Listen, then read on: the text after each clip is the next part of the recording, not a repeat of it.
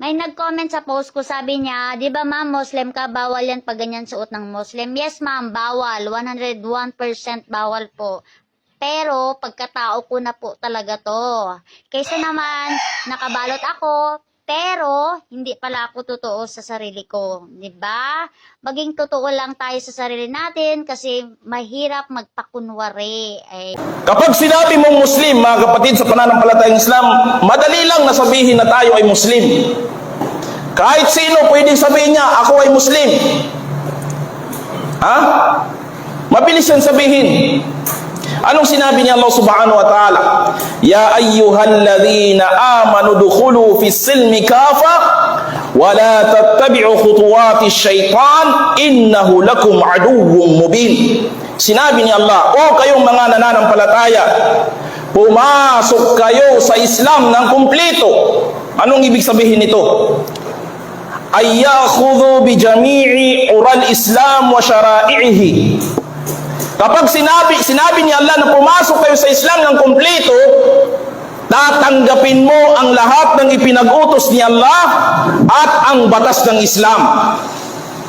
Yun ang kumpletong pagyakap sa Islam. Pero ang tanong, kumpleto ba ang pagyakap natin sa Islam? Tanungin natin ang ating mga sarili. Kumpleto ba ang pagyakap natin sa Islam? Kung hindi mo natatayo ang sala ng 5 times a day, ang pagdarasal ng 5 beses sa isang araw, hindi mo pwede sabihin na kumpleto ang iyong pagiging Muslim. Hindi mo pwede sabihin kumpleto mong niyakap ang Islam. Kung hindi ka nag-aayuno sa buwan ng Ramadan nang walang kadahilanan, hindi mo pwede sabihin na ako ay Muslim. Ako ay Muslim. Kaya nga may pinagkaiba ang Muslim sa mu'min. Ang mu'min, sila itong mga taong may pananampalataya kay Allah subhanahu wa ta'ala, na sumusunod sa propeta Muhammad sallallahu alaihi wasallam, na isinasagawa nila ang mga ipinag-uutos ni Allah subhanahu wa ta'ala at ang sunnah ng mahal na propeta Muhammad sallallahu alaihi wasallam. Ang Muslim, mungkin ang takuna musliman bil ism fakat. Pwede kang maging Muslim sa pamamagitan lamang ng pangalan. Abdurrahman, Abdullah, Abdul Aziz. Marinig mo lang ang ganyang mga pangalan, Muslim yan. Pero ang tanong, paano sa gawa? Paano sa gawa?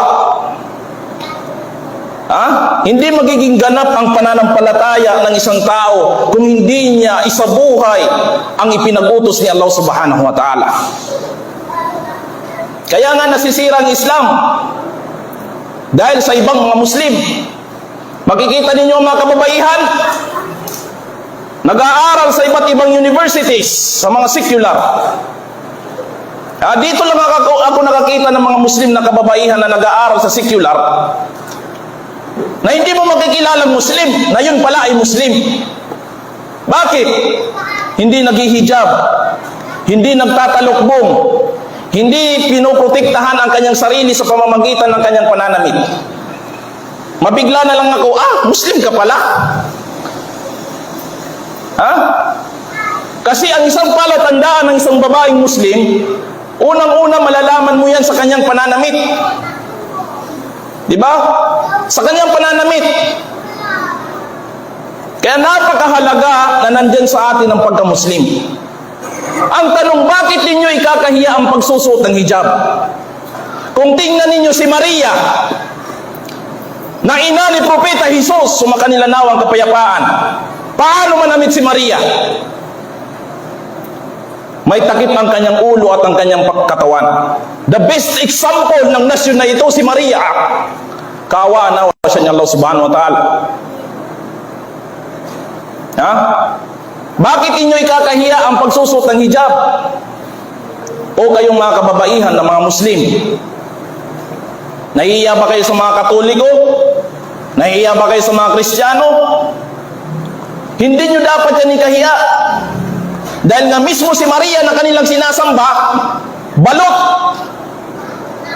Bakit nyo ikakahiya ang pagsusuot ng hijab? Or baka ang mga magulang ay may magpagkukulang sa kanilang mga anak. Pumunta kayo ng Davao.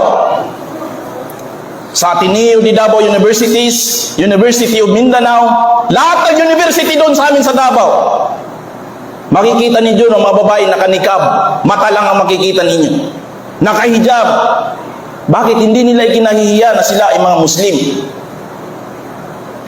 Paano ninyo masasabi sa inyong mga sarili na kayo ay mga Muslima kung mismo ang hijab ay hindi nyo masuot-suot at ikinahihiya ninyo? Subhanallah.